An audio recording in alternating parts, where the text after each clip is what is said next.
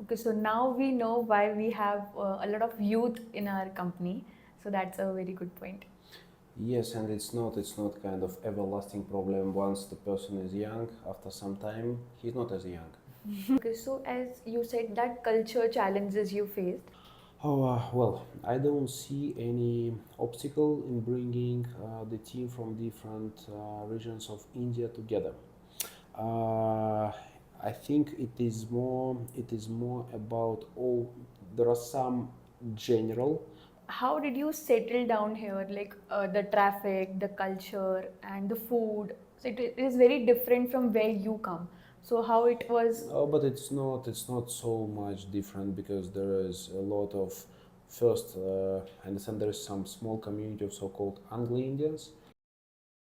Okay, so welcome, Josh, to the very first episode of our podcast. And okay, so to walk through, I just want to ask what your journey looks like. How, like for the audiences, how do your journey looks like? I can't say it's very straightforward for the reason I've been changing industry in the past and I was not like feeling fully satisfied staying and like growing business solely in the financial services. Yes, I have currently maybe 20 years of experience in financial services. I started as a banker, but sometime in the age of 33 or 34, I decided that I wanna quit this industry. I wanna step out and I wanna start my own business in the services. I invested in fitness chains. I invested in some restaurants, and I felt frankly much more happy running my personal business rather than being a top manager in any company. But then COVID came and we had really to close down maybe half of the locations which we were running, and it was a huge financial hit. And by that time I was already back in the banking, and it allowed me and my partners to save some of our business because we had to put a lot of money on the table just to save the business. And how I came to India? Well, overall, my perception about India was something like it's like some civilized part of Africa, something like that. Means it's not widely known across the world, but for the Indian immigrants, that India has a long history, it has a variety of cultures, that the education levels are good. So usually based on the GDP levels, the country is assessed as, let's say, not very lucrative space to move in, to relocate. And because I worked before in Nigeria, I've been for different business trips to Ghana, Kenya, South Africa. So I thought, okay, maybe India is something the same. For me, it was kind of a positive surprise once I kind of, well, first I talked to my wife because she traveled to India many times before I made this decision to start business here. And she assured me that it is different. It's definitely not as my experience in Nigeria. It is much more safe. It is much better, and we can go. It was like the first surprise.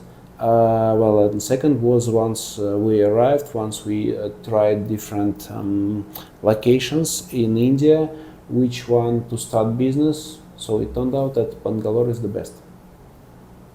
Okay, so why did you exactly choose Bangalore? Like, why did you thought Bangalore is the best? Well, it's a mixture of business requirements and my personal requirements. Because you see, like, once I'm setting a company, I should be comfortable. I should not suffer every day. So once we've been in Gurgaon during Diwali period, it's extremely polluted. I thought, okay, I definitely don't want to stay and spoil my health. Well, sorry for those Haryana-based people who admire Gurgaon, but like, if you have a choice, I don't admire it. Bangalore, once we arrived, once we stayed here for several weeks, I understood that the weather is much more comfortable. The air pollution is much lower. I mean, it's on average like on the European levels. It's not like Delhi. It's not like some locations to the north where like a lot of air pollution comes, and also like the temperature wise and humidity wise it is very comfortable, because if we take for instance Calcutta or if we take Mumbai, the cities are nice, I mean from I don't know personal food experience, or they are nice because they have historical city centers much more elder than the bungalows one, and the buildings I mean dated back 100 years or 200 years ago. They're very beautiful, but at the same time very short period of your life throughout the year once it's comfortable weather-wise. For me, it's very important to have some relaxation outside. I cannot just sit in my apartment or just travel by like luxurious cab to cinema without going outside. So we need to have a walk on the streets, we to have to walk in the parks and so on. Well, in Mumbai you cannot do it since March till maybe November. That's why bungalow is the choice. There's one important point also regarding the bungalow and why we've chosen it to start. So overall, if you take affordability of stuff, if you take affordability of office spaces, and overall kind of infrastructure to start the business, bungalow is fully fine. So I mean, you can compare the cost. So definitely it's below Mumbai. Yeah, maybe it's on par. It's on the same level with Gurgaon. So like, it's not very expensive, and we can get whatever resources required to start the business. And the best part, the weather is very beautiful here, any which way. Yes, that's what our partners from the north also confess, and they feel envious about it. Okay, so how did you settle down here? Like the traffic, the culture, and the food. So it is very different from where you come. So how it was? Oh, but it's not. It's not so much different, because there is a lot of. First, I understand there is some small community of so-called Anglo-Indians. I mean, guys coming from the British Raj ancestors and settled down here. Like they eat European food, and maybe they run some restaurants and so on. Second thing, yes, in the north it is much more complicated to get some, let's say, beef. And I am saying this direct, but in the south, there are butchers, there are some restaurants. I don't need to eat it every day, but I don't know, maybe once a month it would be great to feel the taste. That's why it's much easier, and overall here there is a variety of different cuisines, like you can get Japanese food, you can get European food, you can get Indian food, and frankly, I am not yet much aware the differences between South Indian and North Indian. So okay, for me everything is what is Indian. Okay. Okay, so you said that you were in financial services from the beginning, from the starting. So what actually attracted you in this fintech company, fintech space, and what led you till here? Okay, let's put it this way. Fintech is something fashionable, and it's more like some posh brand. People call almost everything in the financial space right now fintech. Even once a high street bank like I don't know, SBI is launching some mobile app, they're calling it fintech. So frankly speaking, we are not a fintech in pure sense. We didn't bring anything absolutely new to the Indian market. We just explored like what is possible to do based on the digital government, based on the infrastructure what has been built by the Indian government and what is available, and we tried to build the customer journey fully remotely and make it easy for the customer to get a loan within 15 minutes. But there is nothing, zero innovative. There is really nothing innovative in that. There were other Indian players who already did it, I don't know, 1 or 2 years before Viva Money went live.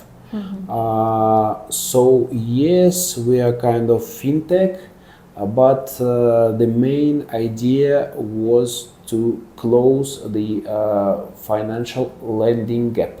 It was not just that we explored something extremely new. We understood that definitely there is a huge demand for the loans, and there is an easy way and seamless for the customer to provide the loans. So why shouldn't we do it while the market is still with a high demand? Okay, so of course you must have faced a lot of challenges while setting up Viva Money in Bangalore. So we just want to put some light on those challenges, that how you overcame them and what exactly it looked like. Well, I think the major challenge was cultural challenge, because I had to get used that some things are done in a slower way than I expected. What I would say, and like on the government side, like getting some GST certificate for the company or getting some shop registration for the company, something like that, it usually takes longer than like the government officials say. But okay, it was more on the proper expectation setting side, that once I observed the same 1 or 2 times, I understood, okay, like whatever next we're doing, we should plan accordingly. We should not try to set targets very high, because if it's not sitting within my control, if it sits with some, it doesn't matter whether it is like state government or kind of federal government or even commercial partner, it sits with someone else, then I cannot get it delivered exactly on my expectations. So I should manage it, I should make my best, but we should be a bit more patient. So it was, I think, the major kind of learning story. It was the major problem. But once, after several months, we already got the company set up, we got the office, we got the management team hired. Well, by this point in time, I think it was summer, sometime like, okay, it was monsoon season, it was July 23. I got accustomed to, let's say, some certain delays, and I was not feeling as much nervous that we are going below the plan. Okay, perfect. Okay, so as you said that culture challenges you faced, so you are from Russia and you came all the way here and you have an Indian team and its culture starts from the top. So how you manage the team, because there are many people from diverse areas and cities. Well, I don't see any obstacle in bringing the team from different regions of India together. I think it is more about all. There are some general, specific to Pan India, like staff management features, which I was not happy with, and I had to kind of overcome those obstacles. Some things, they are driven by overall upbringing, and it's not related to some corporate culture or something like that. But you see, like one thing, what would prevent our company to grow, this is if my direct reports would feel worried and they would not tell me anything because I'm the boss. So for me, this is fully wrong. So if a person reporting to me is afraid to reject my requests, so once I am asking something to deliver, to start some project, I may be misled somehow. I may miss some information, and this person knows that like we cannot start it, or maybe we cannot start it right now. We need some work to be done, and we need I don't know, to hire more people, to get more resources, and so on. And once I ask, in let's say in traditional Indian corporate culture, usually the people say, yes boss, and they start doing, and then they say, boss, we failed, but you told us to do. Like what's wrong? You give us an advice to do, and we're doing. I don't want it. It's just waste of time and resources. I want kind of an open conversation. If the person considers it is not doable and we need to rethinking, to reshape it, I'm open to listen. And moreover, if the person just says, yes boss, means he is not capable, he is not kind of a proper talent for my team. I need a person who is capable to speak to me, to bring objections if it is reasonable. Of course, I don't like stubborn people who are always saying, no, we can't do this, we can't do that. It's not, again, the way to achieve any goal in your professional career. You should think how we can achieve. But if we cannot achieve in the way I am asking, please propose me a different way. I'm open for that. So this one is the most complicated, and I think the only solution I found personally, maybe I'm wrong, is to hire a younger team. Because some people with 10 plus years of experience, they're already established, and they know once they say something to the junior staff should just follow what they say, and they don't want to listen to anyone. But once their boss is telling them something, they do the same. They listen to the boss, and they do not object even if a boss is saying something strange. So to break this culture, taking some younger people who are not so rigid in their corporate habits. This is the only solution I found. So the other thing is, I think, again driven by this, I don't know, career superiority hierarchy, that some people across departments, not like you are the boss of some department and like you are just managing your team, but some people across departments consider that, okay, I'm elder, in the case some people from the other department should listen me too on their matters. But this is wrong. So the corporate world is cut across the functions and across the skills. How accounting person can advise marketing to do something, how marketing can advise legal to do something in their exact domain. They can ask with some, let's say, requests, proposals, but never should not interfere based on this idea of, let's say, age and experience superiority. Or, okay, if some head of department is reaching MD position and he takes the full responsibility for all the functions and for all the teams, okay, let him or her bear this full responsibility, but not across functions. So this is the second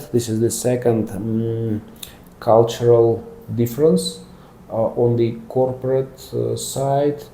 The rest, well, I think the rest doesn't matter. I mean, there were maybe some other minor things which I encountered, but they didn't make me worried, or I was fine to get along with that. That's it. So now we know why we have a lot of youth in our company. So that's a very good point. Yes, and it's not kind of everlasting problem. Once the person is young, after some time, he's not as young. Okay, so this is my personal curiosity. I want to know that, I don't know about the audiences, but I want to know why we are only available in 4 states and not pan-India. Like we are just in Karnataka, Tamil Nadu, Gujarat and Maharashtra. Okay, initially there was a plan to test the waters with 2 states, 1 state in the north and 1 state in the south. Okay. So we've chosen Gujarat and Karnataka as the strongest from macroeconomic point of view from the north and from the south. So we did not see during the initial pilot stage major differences on the credit risk side, on the customer behavior side across those two states. So we decided that it's time to expand to the most, let's say, populous and the most really wealthy state of India, to Maharashtra. Okay, it's not Maharashtra itself, it's like Mumbai and Pune, like those cities kind of, they constitute, I don't know, 3 crore people altogether, and very high average salaries and so on. That's why we started sales in Maharashtra, and really it turned out that despite high competition, because a lot of retail banks, a lot of fintechs are selling loans in the same space, still there is a demand, and the cost per customer acquisition in Maharashtra is not higher than in Karnataka or Gujarat. And at some point in time, we decided after pilot, after we understood that our business model works, we decided that we should start expansion, but in some kind of light way, because frankly, to switch on all the Indian states to go pan India, we need to jump maybe 10 times in monthly sales, what we just cannot afford, because I mean we have a product which is really generating repeated sales. It's not just selling fresh loan to the customer and then just getting repayments from him or her and then the customer leaves. No, like the same customer can come back again and again. This is the essence of the product.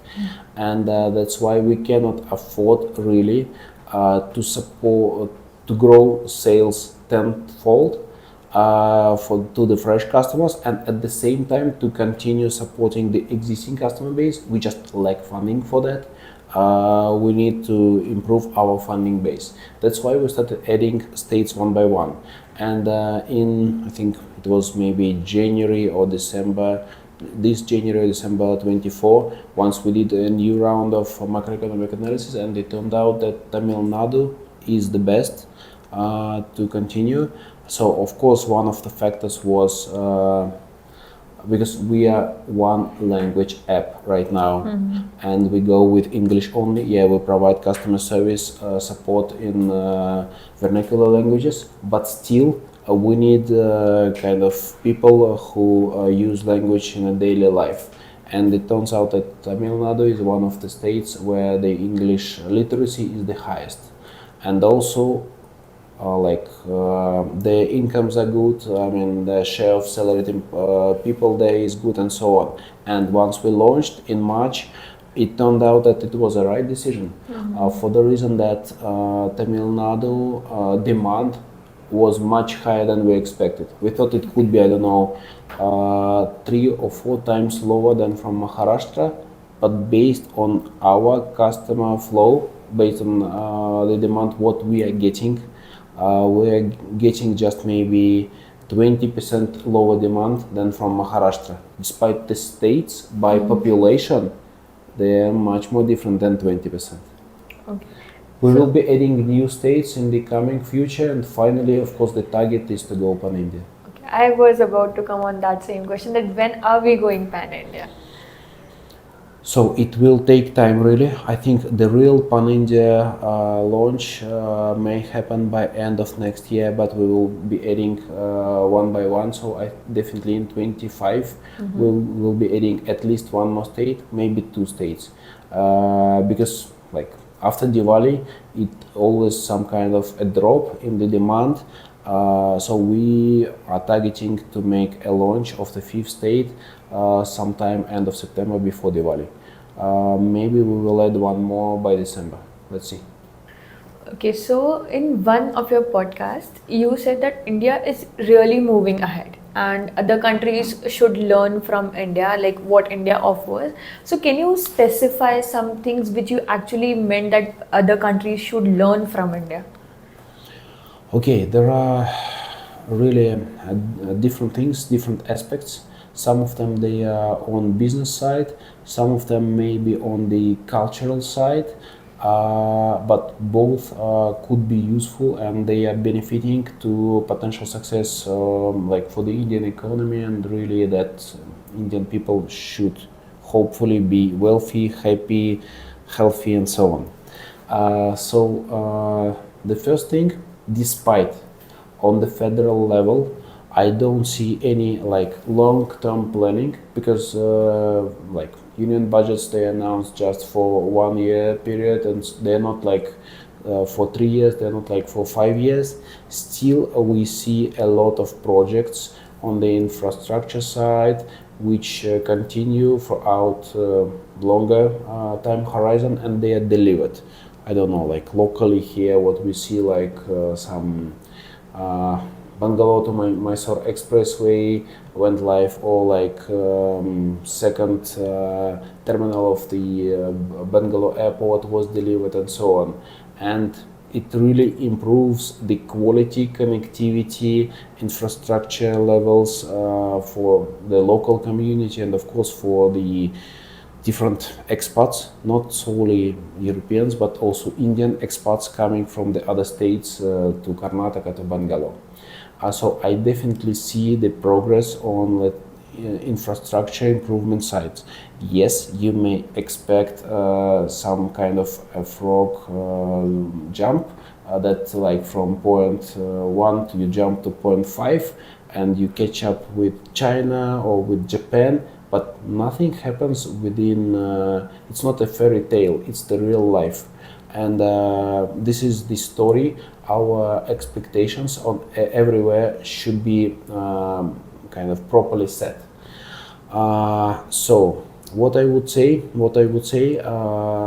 we should study from India as the foreigners. I think I mentioned earlier, this is the patience, and at the same time going into certain direction. Not changing the direction, but going in the certain direction, despite, I don't know, political parties who are in charge of the country, they were changing, because it's democracy, people voted one way, people voted another way, but like whoever in charge was trying to continue the same way, to deliver like for the sake of the people's wealth and for the sake of the people's health. Like, so what I really admire, like in the West, it's called work-life balance. Yes, some people may complain that they need more work from home or something like that, but frankly speaking, in our company or in the other companies whom I know, Bangalore-based, there is no huge pressure on the employees. I have never seen people working like 15 or 16 hours a day, or even 13 hours a day. So like maybe I didn't see something, but at least I see respect to employees, and that the people can deliver within their working hours. They respect themselves, and their management respects them, and they're able to spend time with their families, with their children, friends, and so on. So we call it work-life balance. I don't know how it's called in Indian languages, but it's pretty important, because it allows everyone to feel happy. It's not about your salary. If you get like 10 times salary, if you get 1 crore, like CTC, but you are kind of getting mentally disabled because you are under constant pressure for 10 years, and finally, like, who is happy? Will your family be happy? Will your spouse stay with you at all? Or like maybe runs away, and so on. So this is very important thing what Indians overall understand. So second thing is family centric, being family centric. I understand on my experience of relocation of different employees across different states that like people not so much suffer about kind of cutting their friendly circle, rather than suffer cutting their family circle, that they lack families, they need to travel to meet with their family members, they make regular calls, they support each other. It is extremely important because humans, okay, maybe it's fair, maybe it's not fair, called social animals. Like if we are put in some isolation, our mental health definitely getting worse. We need support, connection, and so on. And family support is also very important, and properly build family ties once it's not a kind of family of husband and wife, but also like their parents, their brothers and sisters, supporting them, or like on any matter. It is pretty important, and the Western world lost it. So this is an advantage which India should take care of, and should be proud, but at the same time uh, kind of nurture it, take care about it, not to lose it.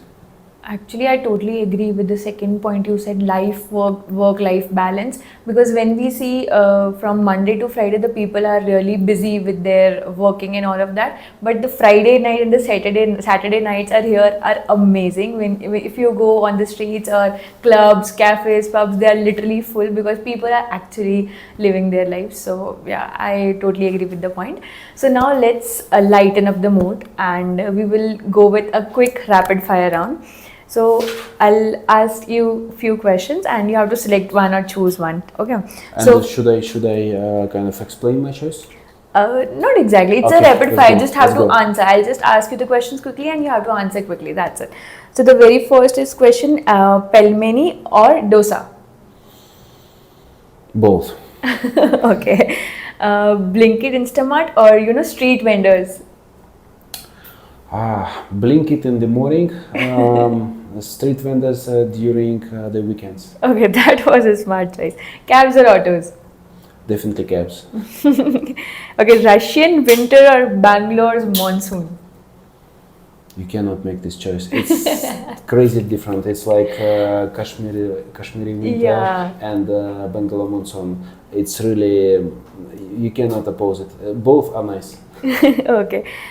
So one Indian app you cannot function without. Any app or I leave think the Indian Rapido. part. Rapido. Rapido. Perfect. Especially in Bangalore, of course. They are much better than any of the other Yeah. taxi aggregators. Yes. Definitely. Okay. One thing that surprised you the most when you moved to India. I'm telling to everyone, once I saw it's not about auto, it's about a full-scale car driving opposite direction on 100 feet road. I don't know how long this guy was driving, maybe just 100 meters or like 200 meters, but I was shocked. Like, sorry? Okay, I understand some bike or maybe even auto driving opposite direction, but not a full-scale car. How is it possible? I actually heard one of your first podcast when you were saying that it was earlier difficult for me to cross the roads, and then you can cross easily. Like there are vehicles coming from here and there, and then you can easily cross. So okay, so I saw one of your very interesting moment you had at your place, your home. And I want to discuss that. Like you had monkeys in your house and they ate something. There was a situation. Yes, we were extremely surprised because we initially didn't understand what's that. Who came in, because there was a window open. We thought like it's a pigeon, but then we understood how a pigeon can cut some food which is inside, which is fully packed. It's not possible. A pigeon doesn't have any fingers. And finally, there was also a smell like a doggy smell. You feel it, and kind of you combine the facts, and we came to understanding that it was a monkey. That's it. Okay, wow. Yeah, but since that time we were locking the windows, because I did not expect we need to lock the windows in Bangalore. I understand once we are somewhere in the hilly areas on the forest resorts, it's required and the staff is asking you to do it. But in the city center, living nearby Ulsur Lake, to have a monkey interference. But yeah, I saw your location. It's very beautiful. Like you have trees around, and it is a very beautiful place. So we can expect in India. No, but like it's different. Over here in the city center, I would say it is much more full of birds than you compare with, I don't know, Mumbai or Delhi. But I see less monkeys. Frankly speaking, in Delhi or Gurgaon, there are much more monkeys than in Bangalore. That's my impression. And my observations. I may be wrong.